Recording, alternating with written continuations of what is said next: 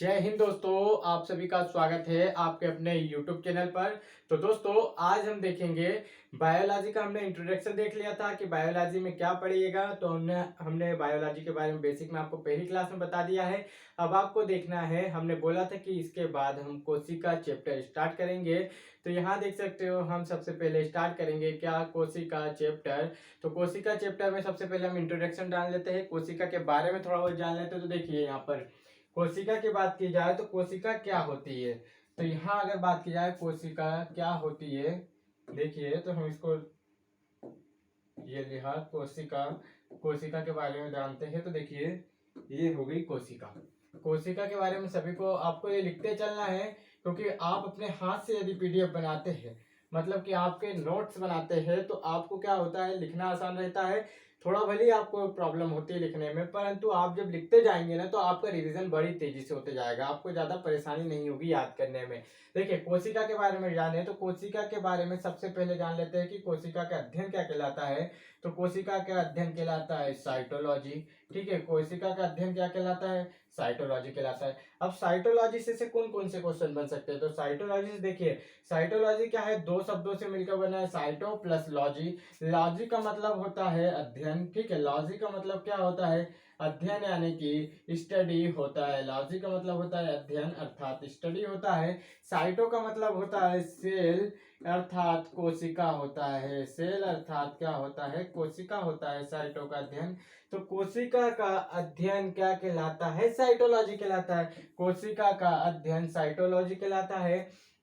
ये कोशिका साइटोलॉजी है वो किस भाषा का है, तो साइटोलॉजी जो है वो लैटिन भाषा का शब्द है। किस भाषा का शब्द है, तो लैटिन भाषा का शब्द है। अगर बात की जाए साइटोलॉजी जो शब्द है, साइटोलॉजी शब्द सबसे पहले किसने प्रयोग किया था पूछा जाए, तो इसे किया था हर्टविग नामक वैज्ञानिक ने किया था। किसने, हर्टविग नामक वैज्ञानिक ने साइटोलॉजी शब्द का सबसे पहले प्रयोग किया था। तो आपको इतना याद रखना है कि साइटोलॉजी क्या है। तो साइटोलॉजी कोशिका का अध्ययन कहलाता है। कोशिका विज्ञान इसे हिंदी में कहते हैं, इसे हिंदी में क्या कहते हैं, कोशिका विज्ञान कहते हैं। अगर कोशिका का अध्ययन पूछे और हिंदी में लिखा जाए तो क्या कहोगे, कोशिका विज्ञान कहते हैं। और इंग्लिश में आपका आएगा तो साइटोलॉजी लिखा आएगा, या तो इस तरह लिखा जाएगा, देखिए साइटोलॉजी इस तरह आपके एक एग्जाम में लिखा आएगा, साइटोलॉजी। ठीक है, तो ये इस तरह के क्वेश्चन आपसे बनते हैं। कोशिका का अध्ययन साइटोलॉजी कहलाता है। साइटोलॉजी लिखा आएगा, या तो इस तरह का लिखा आएगा, या तो कोशिका विज्ञान लिखा आएगा। साइटोलॉजी शब्द का प्रयोग सबसे पहले किसने किया था, हर्टविग ने किया था, और इसे ये लैटिन भाषा से लिया गया है। और इसके बारे में देखिए, अब हम जान लेते हैं कि कोशिका की खोज किसने की थी।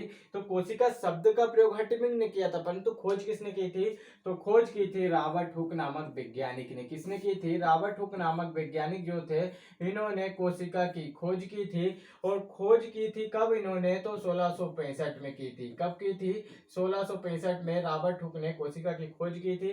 तो इन्हें क्या कहा जाता है, इन्हें कहा जाता है फादर ऑफ साइटोलॉजी। क्या कहा जाता है, फादर ऑफ साइटोलॉजी किसे कहा जाता है, फादर ऑफ साइटोलॉजी अगर पूछे तो रॉबर्ट हुक को कहा जाता है। ठीक है, या कोशिका विज्ञान का पिता, हिंदी में क्या कहेंगे, कोशिका विज्ञान का पिता किसे कहा जाता है, कोशिका विज्ञान का पिता किसे कहा जाता है, कोशिका विज्ञान का पिता किसे कहा जाता है, तो रॉबर्ट हुक को कहते हैं। किसे कहते हैं, रॉबर्ट हुक। इन्होंने सर्वप्रथम कोशिका की खोज की थी। और जो इन्होंने कोशिका की खोज की थी वो कोशिका कैसी थी, तो मृत कोशिका थी। कैसी थी, मरी हुई कोशिका की इन्होंने खोज की थी। अब हमेशा क्या पूछा जाता है इनसे कि रॉबर्ट हुक ने सबसे पहले कोशिका की खोज की। देखिए, कोशिका के पिता किसे कहा जाता है, तो रॉबर्ट हुक को कहा जाता है। फादर ऑफ साइटोलॉजी किसे कहा जाता है, तो रॉबर्ट हुक को कहा जाता है। इन्होंने कब कोशिका की खोज की, तो 1665 में की। और इन्होंने कैसी कोशिका की खोज की, तो मृत कोशिका यानी कि मरी हुई कोशिका की खोज की थी। मृत कोशिका या मरी हुई कोशिका की खोज की थी।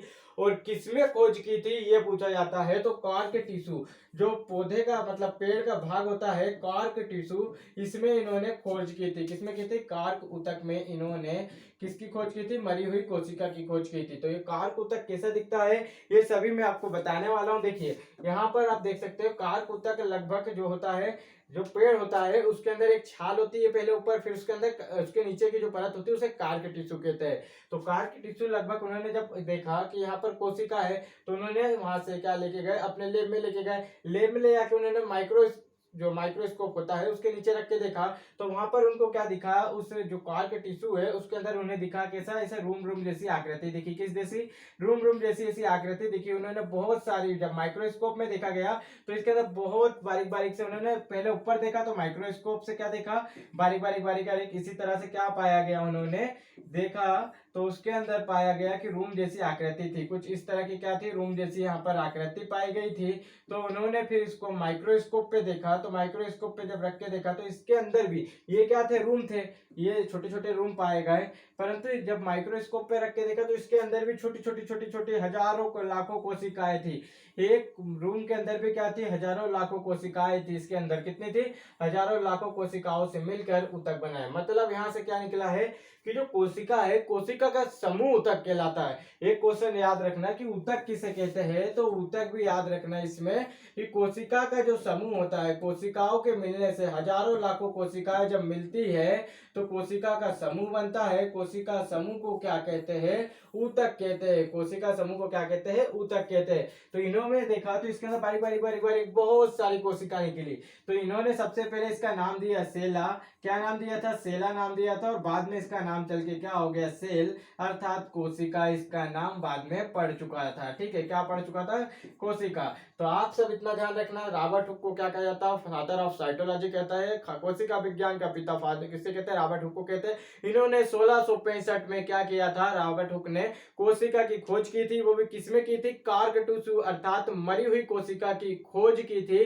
तो हम आपको दिखाते हैं, कार्क टिश्यू पौधे में पाया जाता है। देखिए पौधे में कहाँ पाया जाता है, तो देखिए यहाँ पर हम बताते हैं आपको, ये रहा को देखिए कार्क टिश्यू, आप देख सकते हो इसमें छोटे छोटे, ये देखिए ये पौधा आपको दिख रहा है ना, तो यहाँ देखिए ये छाल है ऊपर, जो जितनी जो ये क्या है, छाल है। परंतु उसके नीचे अगर देखें तो ये देखिए आपको ये क्या दिख रहा है, ऐसे रूम बने हुए दिख रहे हैं। इसके अंदर देखिए जैसे हमने बताए थे आपको, ये रूम बने बने दिख रहे होंगे आपको। जैसे उसमें क्या बताया था मैंने, बेंजीन आकृति की। ये देखिए ये ऐसे ऐसे आकृति देखिए ये बनी हुई दिख रही है। ये इसके अंदर क्या है, ये ऊतक है, ये कार्क टिश्यू। इसके अंदर भी बारीक बारीक बारीक बारीक क्या हुई, कोशिका पाई गई। तो उसने हाथ से क्या हुआ, मरी हुई कोशिका। ये क्या है, मरा हुआ भाग रहता है, ऊपर जो छाल रहती है वो क्या रहती है, मरी हुई भाग रहती है ना पौधे की। तो यहीं से उन्होंने मरी हुई कोशिका की खोज की थी। और सर्वप्रथम कोशिका की खोज किसने की थी, रॉबर्ट हुक ने की थी। इसलिए इन्हें कोशिका का पिता या कोशिका विज्ञान का पिता या साइटोलॉजी का पिता यानी कि फादर ऑफ साइटोलॉजी कहा जाता है। चलिए और डिटेल बताते हैं आपको इसके बारे में। तो यहाँ से इन्होंने मरी हुई कोशिका की खोज की। अब यहाँ बात कर ले अगर कि जीवित कोशिका की खोज कैसी हुई, तो जीवित कोशिका की बात करें तो जीवित कोशिका की जो खोज की गई थी वो किसके द्वारा की गई थी, तो जीवित कोशिका जो है इसकी खोज की गई थी एंटोनी वॉन लीवेनहॉक के द्वारा। एंटोनी वॉन लीवेनहॉक के द्वारा कब की गई थी, एंटोनी वॉन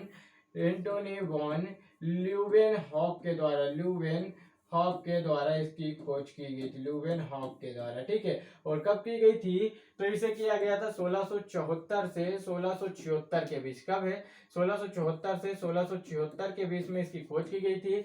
जब एंटोनी वॉन ल्यूवेनहॉक जो थे वो अपने गार्डन में पानी दे रहे थे, तो उन्होंने कुछ पौधे से देखे, पौधे की जड़ खोल के देखी, तो उन्होंने देखा कि अपने नाखून में मिट्टी भरा गई।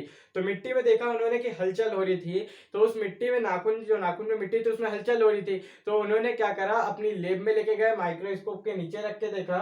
तो माइक्रोस्कोप के जब नीचे रख के देखा तो उनमें क्या हो रही थी, हलचल हो रही थी। वो मिट्टी में क्या हो रही थी, हलचल हो रही थी। मतलब एक प्रकार के जीव था उसके अंदर, क्या था, सजीव, मतलब जीव पाएगा। तो उन्होंने उसको क्या नाम दे दिया, जीवाणु नाम दे दिया। उन्होंने उसको जीवाणु नाम दे दिया। तो जो जीवित कोशिका थी सबसे पहले उसको उन्होंने खोज की, कहाँ खोज की, तो मिट्टी में खोज की। और इसका नाम क्या दिया, जीवाणु का, जीवाणु नाम दे दिया। क्या नाम दे दिया, जीवाणु नाम दे दिया। तो जीवाणु की खोज पूछा जाता है अधिकतर एग्जाम में कि किसने की थी, तो एंटोनी वॉन ल्यूवेनहॉक ने जीवाणु की खोज की थी। एंटोनी वॉन ल्यूवेनहॉक ने किस किस की खोज की थी, तो आज मैं आपको सब बता देता हूं। जैसे कि एंटोनी वॉन ल्यूवेनहॉक ने की थी आपकी जीवाणु की खोज की थी। ठीक है, जीवाणु की खोज की थी। और यहाँ पर आरबीसी की खोज की थी, आरबीसी की खोज की थी। इसके बाद चल के इन्होंने किया था स्पर्म की खोज, स्पर्म की खोज की थी। ठीक है, जो मानव शुक्राणु होते हैं, शुक्राणु, इसकी खोज की थी। ठीक है, मानव शुक्राणु हो गया। और अगर बात करें तो प्रोटोजोआ की भी खोज इन्होंने ही की थी। ये चार चीज की खोज अगर पूछे एग्जाम में किसने की थी, तो एंटोनी वॉन ल्यूवेनहॉक ने की थी। तो इन्होंने पहली बार देखा तो मिट्टी में देख लिया, उसके बाद जब आप लोग खाना खाते हैं तो दांत में कहीं कहीं अड़स जाता है ना, तो इन्होंने उनमें भी देखा कि जीवाणु पाए गए। तो सबसे पहले अगर पूछा जाता है, जैसे कहीं कहीं लिखा है कि सबसे पहले जीवाणु की खोज किसमें की गई, तो दांतों में की गई थी, इस तरह का लिखा आता है। ठीक है, तो चलिए इतना देख लिए है, अब हम देख लेते हैं आगे इसको कि इसके सिद्धांत के बारे में, कोशिका सिद्धांत के बारे में जान लेते हैं। खोज तो हमने सभी देख ली है कि जीवित कोशिका की खोज किसने की थी, एंटोनी वान लीवेनहॉक ने की थी। मरी हुई कोशिका यानी सर्वप्रथम कोशिका की खोज रॉबर्ट हुक ने 1665 में की थी। वो कैसी कोशिका थी, मरी हुई कोशिका थी। उसके किसमें खोजे थे, तो उन्होंने कार के टिश्यू में खोजे थे। कार के टिश्यू हमने आपको दिखा दिए कैसे रूम रूम आकृति के थे सबसे पहले। उसके अंदर देखा तो घन सारी से क्या कहते कोशिका थी, हजारों लाखों कोशिका से मिलकर वो टिश्यू बने थे। और उसको सबसे पहले सेला नाम दिया गया था, फिर बाद में उसे सेल नाम दे दिया गया था, उससे जब भी सेल की खोज हुई थी।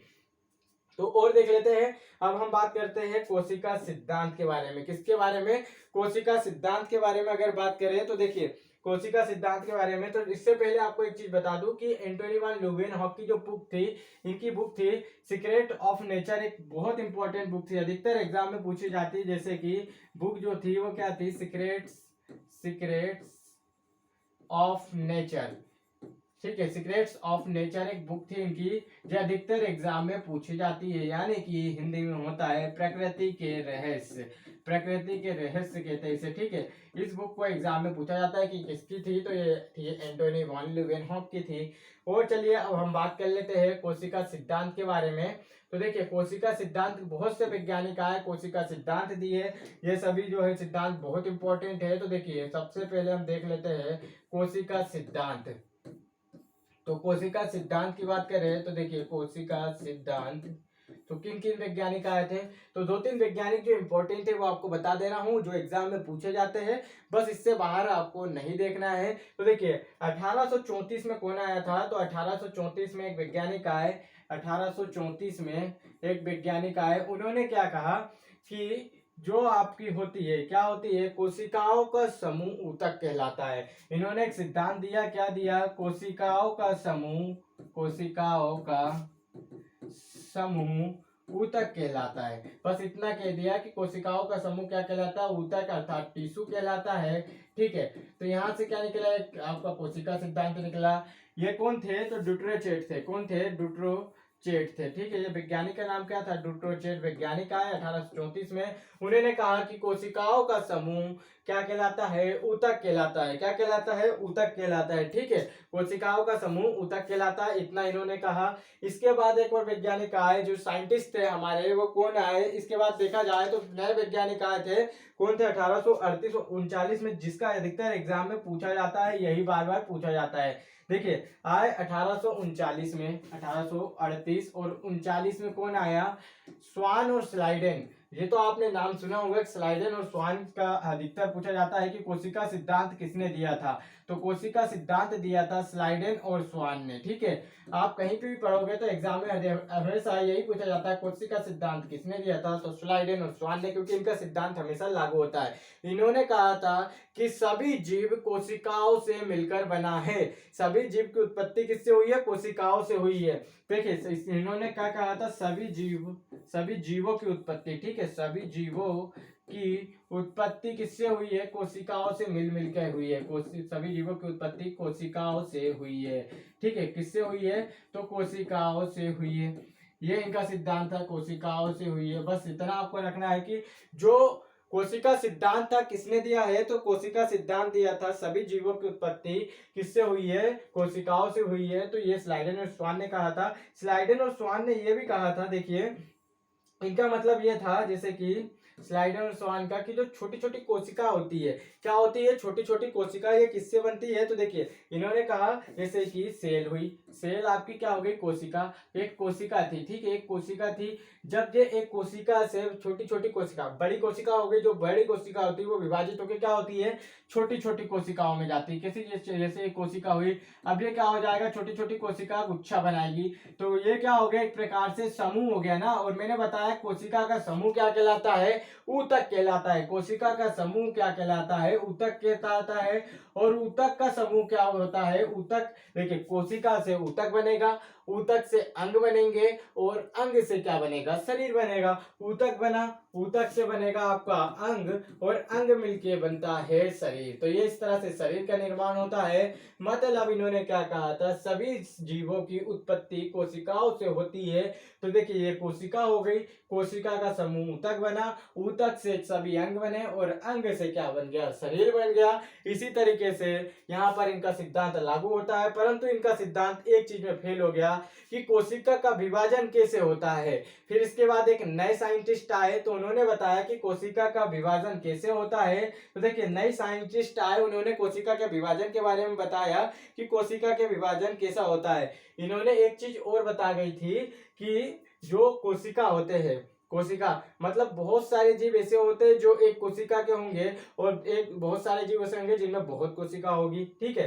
तो एक कोशिकीय जीव मतलब कि जिन भी जीवों में, जिस जीवों में एक कोशिका हो, जिस जीव में एक कोशिका हो, ठीक है, एक कोशिका हो, वो कौन से जीव कहलाएंगे, तो वो कहलाएंगे एक कोशिकीय जीव। क्या कहलाएंगे, एक कोशिकीय जीव कहलाते हैं। ठीक है, क्या कहलाते हैं, एक कोशिकीय जीव कहलाते हैं, एक कोशिकीय जीव कहलाते हैं। जैसे कि उदाहरण में ले तो जीवाणु, ठीक है, जीवाणु हो जाता है, ठीक है, जीवाणु, नीलहरित शैवाल, नीलहरित शैवाल, ठीक है, नीलहरित शैवाल। अगर पूछ लिया जाए पृथ्वी पे आने वाला पहला जीव कौन सा था, तो नीलहरित शैवाल थे। कौन थे, नीलहरित थे। ठीक है, ये थे पृथ्वी पे आने वाले सबसे पहले। ठीक है, अब इधर बात की जाए कि जिनमें बहुत सारी कोशिका होती है, जिन जीवों में बहुत सारी मतलब बहुत कोशिका हो, गंज बहुत सारी हजारों लाखों कोशिका हो, वो उसे क्या कहते हैं, तो उस कोशिकीय जीव को कहते हैं बहुकोशिकीय जीव।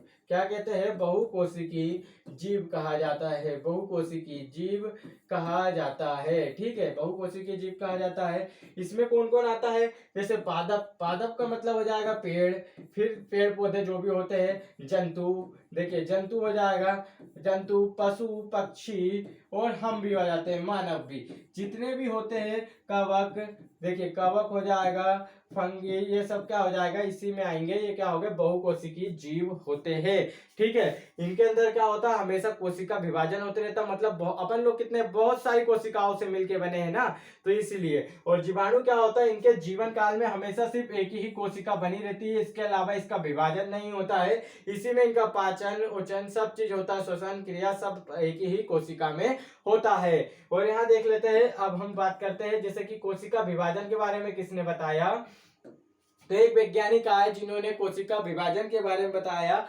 1885 में। कब आए, 1885 में रुडोल्फ विर्चो नामक एक वैज्ञानिक आए। ठीक है, रुडोल्फ विर्चो नामक एक वैज्ञानिक आए। इन्होंने बताया कि एक यहाँ पे एक इन्होंने श्लोक दिया था, मतलब कि इंग्लिश में श्लोक दिया था। ठीक है, क्या बोला था, ओमनी ओमनी सेलुला सेलुला ए सेलुला, ओमनी सेलुला ए सेलुला। ठीक है, ये इन्होंने क्या दिया था, एक साइंटिस्ट यानी कि उन्होंने ये दे दिया फार्मूला कि इसके द्वारा कोशिका का विभाजन होता है। ओमनी का मतलब होता है से पहले, से पहले का मतलब क्या हो जाएगा, पहले से। ठीक है, इसका मतलब क्या होता है, पहले से होता है। ठीक है, इससे पहले से नहीं, पहले से होता है। ठीक है, पहले से। और सेलुला का मतलब क्या हो जाएगा, कोशिका। ठीक है, सेलुला का मतलब होता है कोशिका से, देखिए इसका मतलब क्या हो जाएगा, से, और फिर कोशिका। ठीक है, इसका हिंदी अनुपात ये होता है, मतलब कि पहले से जो कोशिका है उससे ही नई कोशिका बनती है, पहले से जो कोशिका है उससे ही नई कोशिका बनती है। अर्थात यहाँ देख सकते हो कि ये देखिए यहाँ पर पहले से जो कोशिका है, पहले से इसके पास कौन सी कोशिका है, तो ये कोशिका है। फिर इसका विभाजन कैसे होगा, तो इससे जब टूटेगी तो ये दो नई कोशिका में टूट जाएगी, ये दो नई कोशिका में टूट गई, तो इसे क्या कहेंगे, ये कहेंगे पुरानी कोशिका, अर्थात ये ओल्ड कोशिका है, ओल्ड कोशिका यानी कि सेल। ठीक है, ओल्ड कोशिका जब टूटती है तो वहां दो कोशिका में विभाजित होती है, कितनी कोशिका में, दो कोशिका में। इसको ओल्ड कोशिका या पेरेंट सेल भी कहते हैं, इसे क्या कहते हैं, पेरेंट सेल भी कहा जाता है, इसे क्या कहा जाता है, पेरेंट सेल कहा जाता है। यानी कि ये होता है पेरेंट सेल, और इसके कहा जाता है नई कोशिका कहा जाता है, क्योंकि ये नई कोशिका बनी ना, इसलिए इसे नई सेल या नई न्यू कोशिका कहा जाता है। या इसे कहते हैं डॉटर सेल, क्या कहते हैं, डॉटर सेल कहते हैं इसे, क्या कहते हैं, डॉटर सेल भी कहते हैं इसके, डॉटर सेल या नई कोशिका या न्यू सेल कहा जाता है इसे। ठीक है, न्यू सेल कहा जाता है। ये देखिए आपके जो है कोशिका सिद्धांत पूरे निकल के आ चुके हैं कि कोशिका कैसे होती है, इसके बारे में मैंने आपको पूरी चीज बता दिया हूँ। अब देखिए कोशिका में एक ऐसी चीज है जो इसका अपवाद है, मतलब कि हम सबसे ज्यादा इसमें क्वेश्चन बनता है तो देखिए कभी कभी पूछ लेता है कि कोशिका का अपवाद क्या है। कोशिका सिद्धांत का अगर पूछ ले कि अपवाद क्या है, कोशिका सिद्धांत का अपवाद क्या है, तो ये ध्यान रखना है कोशिका सिद्धांत का जो अपवाद होता है वो होता है आपका वायरस। क्या होता है? वायरस इसका क्या होता है? अपवाद होता है। क्योंकि वायरस में सेल नहीं होती है, अर्थात कोशिका नहीं पाई जाती है। वायरस में किसी भी प्रकार की कोशिका नहीं पाई जाती, इसलिए कोशिका सिद्धांत इस पे लागू नहीं होगा। वायरस में कभी कभी क्वेश्चन क्या पूछता है, ऐसा कौन सा घटक है जो ना तो सजीव है, मतलब जो सजीव की भांति भी व्यवहार करता है और निर्जीव की भांति भी व्यवहार करता है। तो देखिए ये वायरस है, वायरस जब वातावरण में घूमता रहेगा तो वो निर्जीव रहेगा, परंतु किसी के शरीर पे आया तो वो सजीव हो जाएगा। ठीक है, तो इसलिए इस पे क्या होता है, इसमें सेल नहीं होती है। जो जैसे शरीर में प्रवेश करता है तो उसमें क्रिया चालू हो जाती है, मतलब वो सजीव हो जाता है। तो चलिए हम नेक्स्ट देख लेते हैं। जैसे कि अगर बात की जाए, सबसे इंपॉर्टेंट पॉइंट नोट करते चलिए। अब आपके लिए नोट करने लायक पॉइंट आए हैं, जैसे कि एग्जाम में पूछे जाते हैं।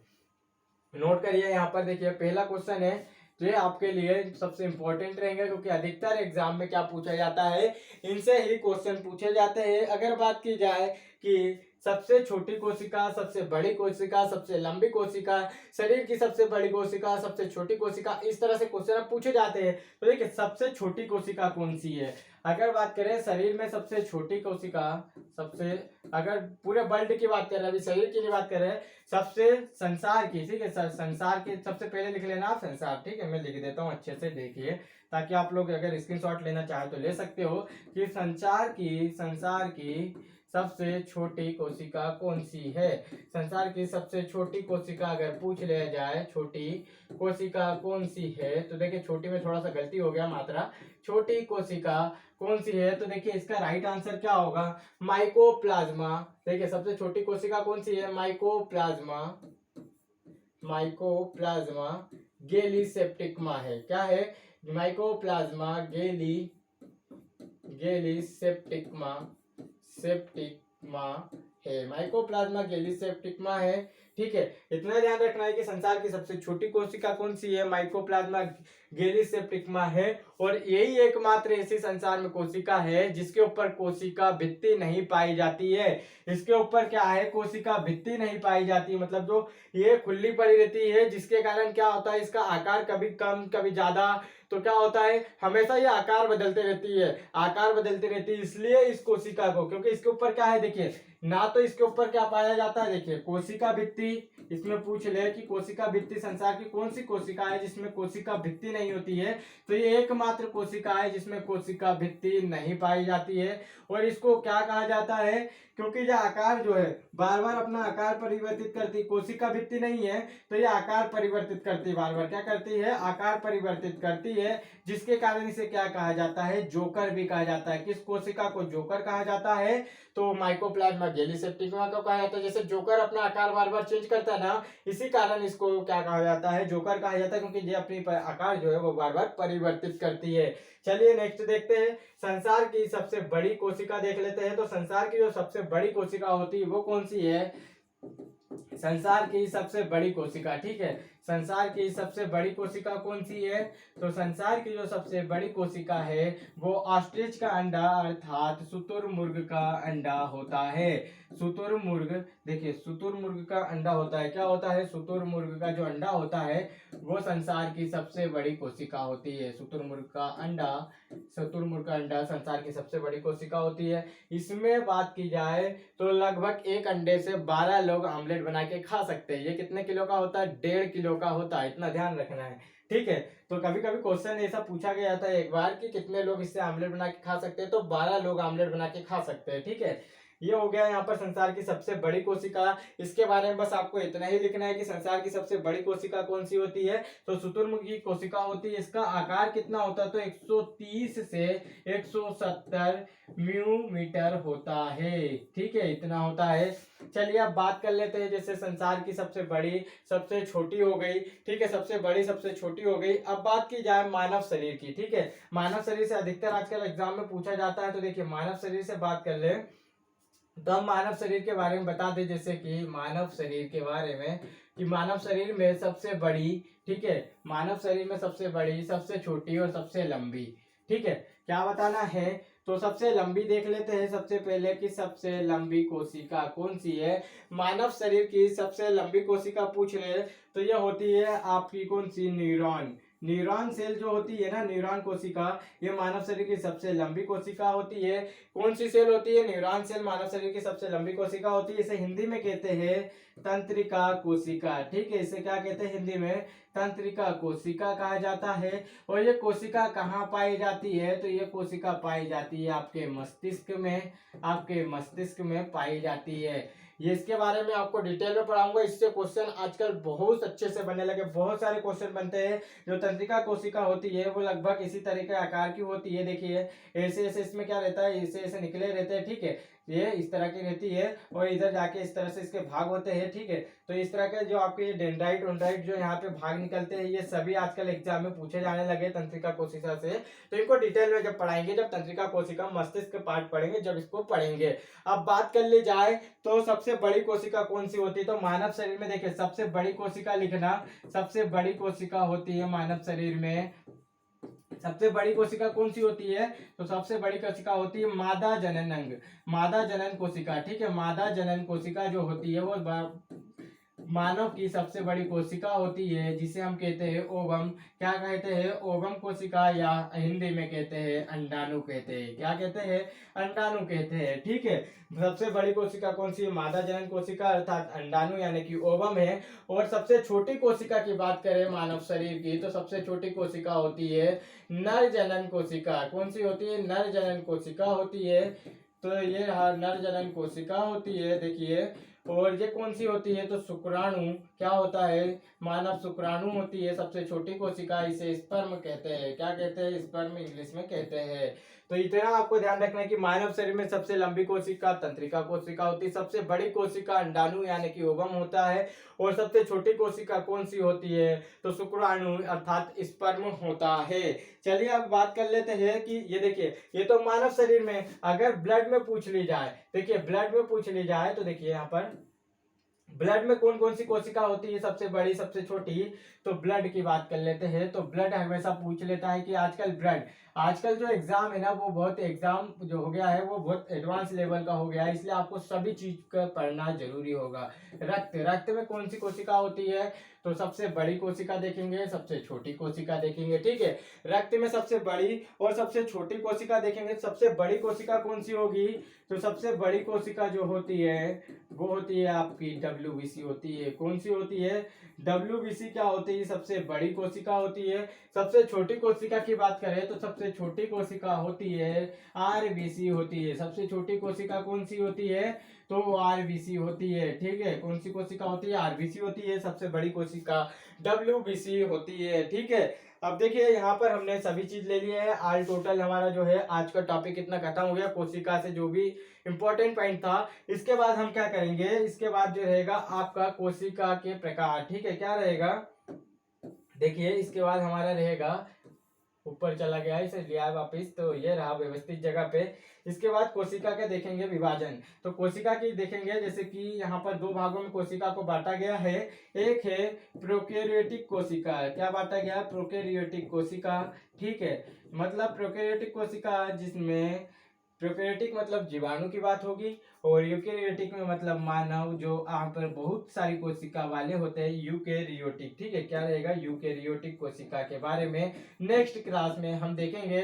चलिए एक बार इसका पूरे का रिवीजन कर लेते हैं। तो देखिए पूरे का एक बार रिवीजन करते हैं, तो हम इनका पूरे का एक बार में अगर रिवीजन करें तो क्या क्या आपको पढ़ाया हूँ ये सभी मैं इसमें बता देता हूँ फटाफट, ताकि आपको दोबारा पढ़ना ना पड़े, एक ही बार में क्या होगा, याद हो जाएगा। चलिए देख लेते हैं। तो यहाँ पर देखते हैं क्या क्या पढ़े हमने। तो देखिए थोड़ा सा नीचे चला गया, ऐसा लगता है गायब हो गया है। यहाँ देखते हैं कहाँ गई है, तो देखिए ये आ गया है। ठीक है, ये देखिए यहाँ पर। तो हमने क्या क्या पढ़ा है शुरू से देख लेते हैं। ये देखिए स्टार्ट करते हैं ऊपर से। तो देखिए यहाँ पर ये रहा, ऊपर से जो जो पढ़ा है सबका एक बार रिवीजन कर लेते हैं। चल चल इधर चल, इधर चल, देखते हैं थोड़ा आराम लग रहा है ऐसा लगता है। यहाँ अगर बात करें क्या क्या पढ़े हैं हमने, सब चीज देख लेते हैं। तो हमने देखिए सबसे पहले पढ़ा था क्या, साइटोलॉजी। ठीक है, क्या पढ़ा था, देखिए यहाँ ऑटोमेटिक अक्षर भी भरने लगे हैं, साइटोलॉजी। ठीक है, यहाँ पर देखते हैं। तो ये रहा आपके सामने, देखते हैं। तो अगर बात कर ले तो ऊपर हमने जो पढ़ा था मैं बता देता हूँ। जैसे हमने सबसे पहले कोशिका ली थी। कोशिका क्या है, तो कोशिका का अध्ययन क्या कहलाता है, साइटोलॉजी कहलाता है। साइटो शब्द, जो साइटोलॉजी है वो दो शब्दों से मिलकर बना है, साइटो और लॉजी। साइटो का मतलब कोशिका होती है और लॉजी का मतलब अध्ययन होता है, मतलब कोशिका का अध्ययन साइटोलॉजी कहलाता है। ये किस भाषा का शब्द था, लैटिन भाषा का शब्द था। और इसको सर्वप्रथम किसने इस शब्द का प्रयोग किया था, तो हटविन नामक वैज्ञानिक ने इसका सर्वप्रथम प्रयोग किया था। और यहाँ बात की जाए तो सर्वप्रथम जो है वो कोशिका की खोज किसने की थी, तो 1665 में किसके द्वारा यहाँ पर कोशिका की खोज की गई थी। तो 1665 में सर्वप्रथम खोज किसके द्वारा की गई थी, रॉबर्ट हुक के द्वारा। किसके द्वारा, रॉबर्ट हुक के द्वारा 1665 में आपकी कोशिका की खोज की गई थी। इन्हें क्या कहा जाता है, फादर ऑफ साइटोलॉजी कहा जाता है, कोशिका विज्ञान का पिता कहा जाता है। इन्होंने सबसे पहले मृत कोशिका की खोज की थी, किसमें की थी, कॉर्क ऊतक में की थी। किसमें की थी, कॉर्क ऊतक में की थी। ऊतक क्या होता है, कोशिकाओं का समूह ऊतक कहलाता है। इन्होंने देखा कॉर्क ऊतक कुछ इस प्रकार का है जिसमें छोटे छोटे बड़े बड़े से रूम है, रूम पाए गए। उन्होंने जब माइक्रोस्कोप के नीचे रख के देखा तो देखा यहाँ पर पाया गया कि इन जो रूम है उसके अंदर भी हजारों लाखों क्या है, छोटी छोटी कोशिकाएं पाई गई। तो उन्होंने उसको सबसे पहले क्या नाम दिया, सेला नाम दिया। फिर बाद में यह नाम क्या हो गया, सेल हो गया, जिसे कोशिका कहने जाने लगा। और यहीं पर क्या होता है, इतना जो है वो रॉबर्ट हुक से पूछा जाएगा, इससे बाहर नहीं पूछा जाएगा। अब बात करते हैं जीवित कोशिका के बारे में। तो देखिए जीवित कोशिका से कितने क्वेश्चन बन सकते हैं, तो देखिए यहाँ पर पूरा आपके सामने लेके आया हूं। जीवित कोशिका की खोज किसने की थी, तो एंटोनी वॉन ल्यूवेनहॉक ने जीवित कोशिका की खोज की थी। ये जब अपने गार्डन में पानी दे रहे थे तो इन्होंने पेड़ के नीचे जब खुरच के देखा जड़ में पानी नहीं जा रहा था, तो उनके नाखून में क्या हुआ, मट्टी फंस गई। उस मट्टी में इन्होंने देखा कि हलचल मची हुई थी। तो उस मट्टी में देखा हलचल मची हुई थी, तो उस मट्टी को लेके गए अपनी लेब में माइक्रोस्कोप के नीचे लग के देखा। तो देखा कि उसमें उसमें छोटे छोटे जीव थे जो हलचल कर रहे थे। तो उन्होंने उसको क्या नाम दे दिया, जीवाणु नाम दे दिया। क्या नाम दे दिया, जीवाणु नाम दे दिया। और ये कोशिका की खोज कब की गई थी जीवित की, तो 1664 से 1676 के बीच में की गई थी। 1674 से 1676 के बीच में एंटोनी वॉन ल्यूवेनहॉक के द्वारा जीवाणु की खोज की गई। अधिकतर क्वेश्चन में पूछा जाता है, इसे बैक्टीरिया कहा जाता है इंग्लिश में। इनके द्वारा किस किस चीज की खोज की गई, तो जीवाणु की, आरबीसी की, स्पर्म की और प्रोटोजोआ की खोज की गई। इनकी बेस्ट बुक थी एक जो अधिकतर एग्जाम में पूछा जाता है, सीक्रेट्स ऑफ नेचर। इसको हिंदी में कहते हैं प्रकृति के रहस्य। अब इसके बाद आते हैं कोशिका सिद्धांत। तो कोशिका सिद्धांत किस किसने दिया था, तो देखिए सबसे पहले कोशिका सिद्धांत दिया था ड्रूटोचेट नामक वैज्ञानिक ने 1834 में दिया था कि कोशिका का समूह ऊतक कहलाता है। कोशिका का जो समूह होता है बनता है तो क्या कहलाता है, ऊतक कहलाता है, जिसे किसने दिया था, ड्रूटोचेट ने दिया था। किसने दिया था, ड्रूटोचेट ने दिया था। फिर 1838 और 39 के बीच आते हैं स्लाइडेन और स्वान आते हैं। इन्होंने कहा कि सभी जीवों की उत्पत्ति कोशिकाओं से हुई है, सभी जीवों की उत्पत्ति कोशिकाओं से हुई है, अर्थात सभी जीव कोशिकाओं से मिलकर बने हैं। तो यहाँ अगर बात की जाए, देखिए कोशिका के बारे में उन्होंने बताया, जैसे कि ये देखिए सेल है, एक सेल टूटती है तो कोशिका समूह बनता है, कोशिका समूह को ऊतक कहते हैं, और ऊतक से अंग बनता है और अंग से शरीर बनता है। इनका सिद्धांत था कि कोशिका से क्या बनता है, शरीर बनता है। तो ये देखिए कोशिका से पहले ऊतक बनेगा, ऊतक से अंग बनेगा, अंग से शरीर बनेगा।